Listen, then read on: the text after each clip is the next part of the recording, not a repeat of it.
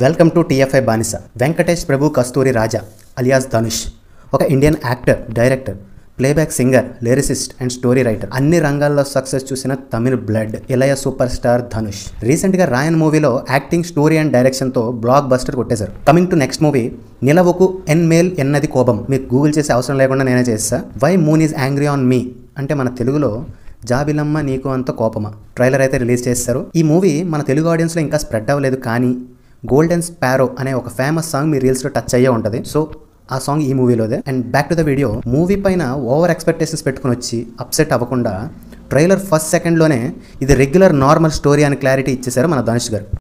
ఇది చాలా usual story ఏనండి. ట్రైలర్ని చూశాక ఒక స్టోరీ ప్రిడిక్ట్ చేయాలి ఇమాజిన్ చేసి అనుకుంటే ఇక్కడ రెండు స్టోరీస్ కంబైండ్ అయి ఉన్నాయి. ఒకటి, ఒక అబ్బాయి అండ్ ఒక అమ్మాయి లవ్ చేసుకుంటూ ఆ మూమెంట్స్ని ఎంజాయ్ చేసే టైంలో అమ్మాయి వాళ్ళ ఫాదర్, అదే శరత్ కుమార్, డౌట్ వచ్చి ఎంక్వైరీ చేస్తే అమ్మాయి తన బాయ్ ఫ్రెండ్ని ఫాదర్కి పరిచయం చేస్తుంది.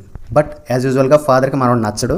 సో వాళ్ళని ఫాదర్ సెపరేట్ చేశాడా, ఆర్ ఫాదర్ పెట్టే టార్చర్ భరించలేక అబ్బాయి సెపరేట్ అయిపోయాడా, ఆర్ అబ్బాయికి అమ్మాయికి ఏమైనా గొడవలు వచ్చాయా అనేది మూవీలో చూడాలి. అండ్ కంబైన్డ్గా ఇంకో స్టోరీ ఏంటంటే, అబ్బాయి అమ్మాయి నుండి విడిపోయి మూవ్ ఆన్ అయిపోయాక వేరే అమ్మాయి కనెక్ట్ అవుతాడు. తనే ప్రియా ప్రకాష్ వారియర్.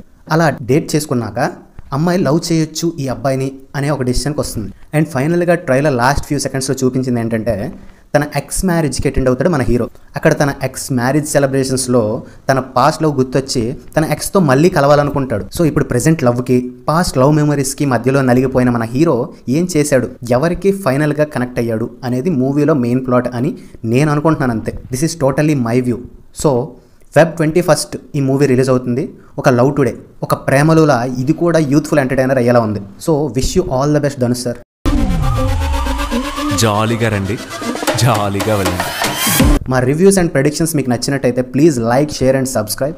మీకు కూడా ఇలాంటి ఎక్స్ స్టోరీస్ ఉంటే కింద కామెంట్ చేయండి. మళ్ళీ ఇంకో రివ్యూతో మళ్ళీ కలుద్దాం. Until then shining of your TFI బానిస. ఇండియాకి పీకో బాగుండదు. ఏకమైనప్పుడు పీకో కాదు కాదు మామ, నువ్వు నిజంగా భారతీయుడు పీకో. ఏకమైన పీకో. Okay okay.